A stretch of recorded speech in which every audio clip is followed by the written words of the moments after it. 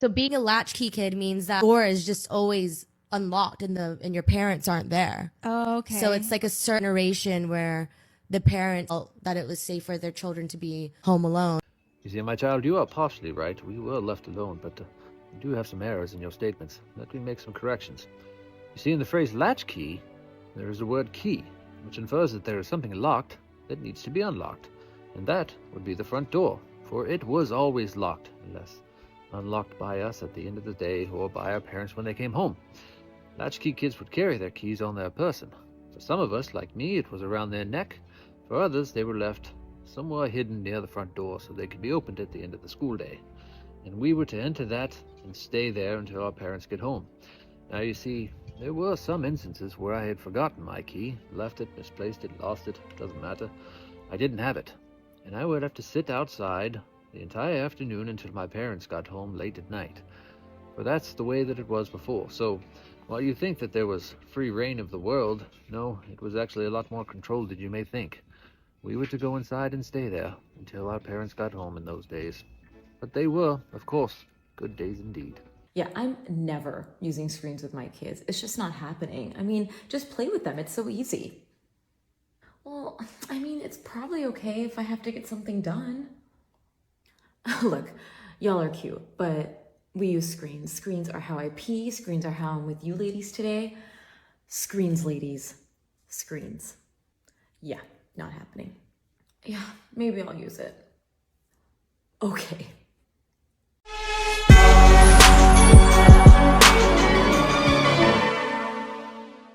Ladies and gentlemen, welcome to the Sheep Get Cheered podcast, where here we talk about people, politics, and popular culture. I'm your host, the one and only Austin Creed. My friends, I come to you today with something I came up with a couple days ago that I thought was rather insightful, and I thought I'd share it with everybody on the show today. In my opinion, and I'm about to back this up with facts, I would love to hear what you have to say, especially if you're an older person, or if you currently live in this latchkey type of situation at your home, whether you're a kid or you're a parent. My friends, I believe we've gone from latchkey kids to lock screen kids. I believe that we've gone from a time when kids wouldn't come home early. They'd come home from school, they'd have the key around their neck like the gentleman in the first video was talking about. They'd unlock the door, and then they would just be either in the house or in the neighborhood for hours before their parents came home from work. Now, that still happens today. However, with the digital age that we now live in, and with the post-COVID era level of technology that's unavoidable, you can't get around it.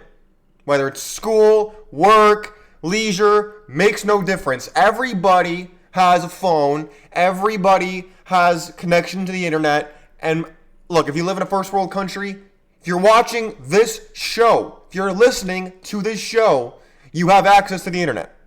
My friends, today kids are often, look at the second video. The second video was about a woman who, if you were listening on audio, she was talking about with no kids that she would never be caught dead giving her children screen time, right? Well, then when she has one kid, she's like, oh, yeah, I mean, I might use it here and there. I mean, not too bad. I mean, it'll help for sure. And then before you know it, she's like, oh, I need these screens. These screens are a necessity. I cannot function in peace without them. Now, I want to note that her cup of wine seems to also be getting bigger in those episodes. That's another thing they don't tell you about. Kids, if you're listening to the show, if you think your parents are always like Superman or Wonder Woman, they're not. They're fallible people, just like everybody else. But my friends, I think it highlights this necessity of parents to have their own time, whether it be at work, or if they work from home, oh, the screen time is through the roof. If they don't have that time of sanity, that time to be apart from the household and to just kind of be somewhere else, both physically and mentally. They don't have that distinction between, hi, I'm here at work and I'm at home. I drive to work and then I drive home. That's becoming more and more of a thing of the past. People more and more are working from home. They're working remotely. And all they got to do is, instead of driving 20 miles, they walk 20 feet and they're downstairs where their family is. It's becoming more and more of a mixed pot of everything's all in the same place, which then makes it more complicated. I know a guy, not to go on too much of a tangent, but I know a guy who's about the same age as me, in his mid to early 20s, and he works from home. He works in his apartment, but when he gets off the call, when he hangs it up for the day and he's free, he's like, I gotta get the heck out of my house. I gotta get the heck out of this place. I gotta go to the farmer's market. I gotta go to the park. I gotta go to the gym. I gotta go somewhere, anywhere else than right here. And you know what? I'm noticing more and more that when I walk into a restaurant, when I'm going to the park, when I'm going to all these places that we all go to, more and more kids are on screens. I'll tell you a little story. Last weekend, so my parents are moving out of their house, right? And last weekend, my mother came down. I was having dinner with my mother, my sister, my brother, my grandfather, and then we were at this Italian restaurant in town, and when we were sitting down at the table on the terrace looking around and all the people, you know how you people watch when you're surrounded by people, right? And I would look around and I saw older people, I saw young families with children, I saw the whole shebang, right? But there was this family of the kid would be crying. The kid was crying. And then the dad would just be like, take the screen. Just give her the phone to the wife. And so she gave her the phone, and immediately the kid stopped crying. And then when the food came, no, I wasn't stalking these people. I was just looking around, and when the kid's crying, you notice this stuff, right? And when the kid was crying, the kid wasn't crying when she had the phone. And then when the phone was taken away because her food was there, the kid started crying again. And so the dad then gave the phone back and then just turned on like a movie. I think the movie was Megamind, I think. But my friends, look, I noticed these things. The parents have gone from being not in the house to potentially in the house, but they're not present. Whether it's they're not present physically or not just present mentally, the kids are distracted. The kids are apart from the parents. The parents are not there. The parents are not parenting.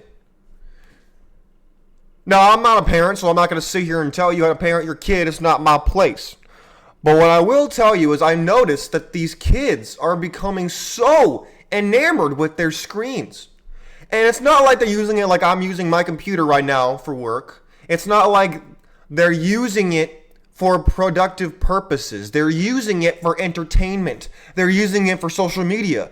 They're using it for purposes that hold no actual value. It's just a way for them to waste time. A way for the parents to distract the kids.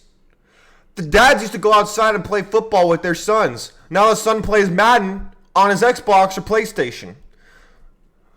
The mother used to go out and, maybe go shopping with the daughter or talk with the daughter or do something like that. Now the daughter just watches a fashion influencer on TikTok, Instagram, or on YouTube and maybe shows it to her mom here and there. People are so obsessed with their phones. They're so obsessed with media. They're obsessed with the constant need to consume content. My friends, my parents will tell me stories about how they wouldn't come inside until the street lights turned on, because there was no screens really. I mean, yeah, they had TV, sure, but they played with the kids in the neighborhood. They went out and they had adventures. My dad would tell me stories about how the kids would throw mud balls and do all this kind of stuff with when he was a kid. They get on these makeshift skateboards and they go down hills. They do these things.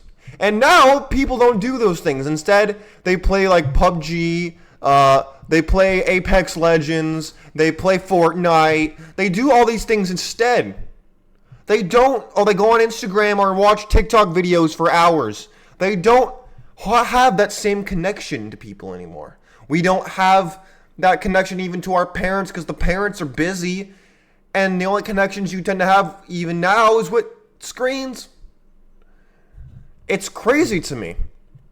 And I know I talk like I'm some old guy. I'm not an old guy. I'm only 23. But I come from a time when in middle school and elementary school, there was like MySpace, but there was no modern day iPhone when I was a kid, really. We had iPods for music. We didn't have iPhones that people have nowadays. Or at least they weren't mainstream like they are now. I don't remember really using a phone consistently until I was really in high school or late junior high. I didn't really use that kind of stuff when I was in middle school, beginning of it in elementary school. But now I see kids that are basically toddlers playing on phones, iPads. It's ridiculous. It's crazy to me. Gen Alpha, I genuinely feel sorry for because they're not going to understand what or be able to relate to the world and what it was like for thousands of years before screens and the internet happened. My generation of Gen Z and the older ones at that we're the last guard that really didn't have screens thrust in our face every 2 minutes. I think I'm part of the last guard that actually grew up kind of having a normal childhood where I played with kids in the street and I went to the park and I played follow the leader. I did all this kind of stuff that most kids do. Most kids don't do that stuff now. They don't do that anymore. Not that I see. I live in a suburb neighborhood. I don't see people doing this stuff. I don't see kids playing around in the street or on their bikes or on their scooters. I don't see kids doing this stuff anymore. I used to see it more even when I was a younger teenager. I don't see it anymore. They're probably busy playing video games or doing something else. But here, before I want to show you. Let me show you this real quick. So a latchkey kid, let me define some terms before I continue. A latchkey kid or latchkey child is a child who returns to an empty home after school, or a child who is often left at home with no supervision because parents are away at work. Such a child can be any age, alone, or with siblings who are also under the age of majority for their community. In other words, they're usually kids like elementary school, junior high, high school. The parents just aren't there. Now, I want to show you a little more research I got from Yale. Let's look at this. It says smartphones, tablets, gaming systems, and other screen devices have become a major temptation for people of all ages. But a new study is focusing on the possible connection between excessive screen media activity and mental health problems. In youth. That's right. Now, hold on a second. Before we continue with that, I want to let me pull something else up real quick. Look at this. Look at this. Another study from the NIH that we'll get into in a second. I wanted to show it to you. It's real. But before we go into that, let's look at this. Look at this. Some children cope without supervision, going back to the latchkey kids now.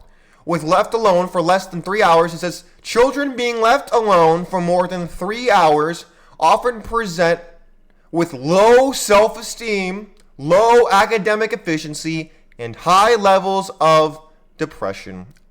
That's right. And this is the latchkey kids. Let's go back over here to the Yale School of Medicine talking about the more modern day screen time. The lock screen kids, as I call them. The study, led by facility at Yale's Department of Psychiatry and Columbia School of Nursing, analyzed screen media activity in over 5,010 9 to 10-year-old children who participated in the Adolescent Brain Cognitive Development Study, or the ABCD study. The largest long-term analysis of brain development and child health in the United States of America. Let's look at what they found. It found, here it comes. It found, again, this is from over 5,000 kids who are 9 to 10 years old. It says, it found that youth who spent the most time on their digital technology were statistically more likely to exhibit higher levels of internalizing problems 2 years later. Internalizing problems could include the following: depression, anxiety, social anxiety, somatic complaints, and other concerns. This association between frequent screen time and mental health problems was medicated by specific changes in brain development. In other words, my friends, the brain chemistry is being altered. As the activity is changing, the brain chemistry is changing with it. The scientists have previously found similar patterns of brain development in ABCD youth who spent the most time with technology and adults who consumed alcohol earlier in life. Now look at this. They are correlating these changes with people who consume alcohol too early. That's pretty big, at least in my opinion. However, the current study did not find out that the same brain changes medicated relationships between frequent screen time and externalized problems 2 years later. It says externalized problems could include the following: physical aggression, attention to all the people who say that violent video games and all this stuff has no impact on children. Again, let me highlight this. They're just saying that this can lead to... It says that they don't see a direct link, but the link is possible. And here's what they say: physical aggression, verbal bullying, relational aggression, defiance, and other concerns. My friends, let me ask you something. Have you seen these videos of these young people, so-called? The bullying rates are going up. Cyberbullying is causing a lot more self-deletions out here for young people. A lot more people being beat up in the street. Young people beating each other up in the streets, wanting to join the gangs. They're more defiant towards authority, whether that authority come from the police or their parents. I believe that this is not happening in a vacuum. I firmly believe this. Kids aren't dumb, but they're also very impressionable. And they're not going to understand how this is affecting them because they don't have the self-awareness required to do so. This is why it falls to people who are older, such as me, or the people in my generation and above. It is our responsibility to let these kids know and to course correct them from falling upon this fate. The social media is bad for kids. I firmly believe this. Because back in the day, you would compare yourself to the people in your school. You compare yourself to the people maybe at your church. Or you compare yourself to the people in your city or your town. But today, you're comparing yourself with kids around the world. And that goes for me as a 20-year-old, as a guy in my 20s. That goes for people that are in high school. That goes for people in middle school and elementary school. The level of competition has never been higher. You mean to tell me that the fact that there's the best and brightest in the world are now being compared to everybody else? And you mean to tell me that people don't feel insecure about that? You mean to tell me that people aren't going to sit there and say, wait a minute, why are they special and I'm not? How dare they get more attention than me? Is there something wrong with me? There can't be, right? But is there? These conversations are being had. And it's causing problems. Now, you'll never be able to get rid of this completely. But this transition from the Latchkey kids to the lock screen kids has happened, my friends. Now, it's not happening. It has happened. The question is, what do we do about it? Well, you need to spend more time with the kids, and we need to give kids options. And we need to inform them as to what is happening and how their current behavior could affect their future. I know they might not even care about it. But don't be afraid of your kids. I know parents, and I've seen them, who are almost afraid of their kids. When I grew up, I was afraid of my dad. Not that he was a mean guy, but I had respect for him, and I knew that he had authority. A lot of parents today tiptoe around their kids. And it's disgusting and it makes me sick. Why do they do that? They shouldn't. You need to keep your kids in line. You need to tell them what's going on. You need to show them and actually be present in their life and not be afraid of them. I know it might sound silly, but it's not. It's happening all over the place. My friends, I want you to know what's happening in this country if you don't see it. The rise in mental health issues for kids, do you think that's happening on its own? It's not. It's linked to the screen usage and how it's affecting the interweaving of relationships between kids and parents. This is happening all over the place. And it needs to be addressed. It needs to be discussed. We need to have these conversations. We can't hide our heads in the sand like ostriches. We need to have tough conversations so the wool is not pulled over our eyes. My friends, I want to know what you have to say about this. What are your thoughts? Do you have kids? Are you a kid? What are your thoughts on this? But in the meantime, I would love for you to leave your comments. If you're watching on YouTube or on Rumble, you can leave it over there in the comment section. Or if you're listening on the audio podcast, you can head on over to the channel on YouTube. It's the same name. Or on Rumble. Or you could go to my Twitter page if you want. Everybody can. To at Sheep Get Sheared. And I'll be posting a question relating to this topic because I believe it needs to be discussed. And you can follow me over there if you want to follow more about the channel and get more news, and just follow me and what I'm doing and what the show will do in the future. But until next time, my friends, I think this conversation needs to be had and this topic needs to be addressed.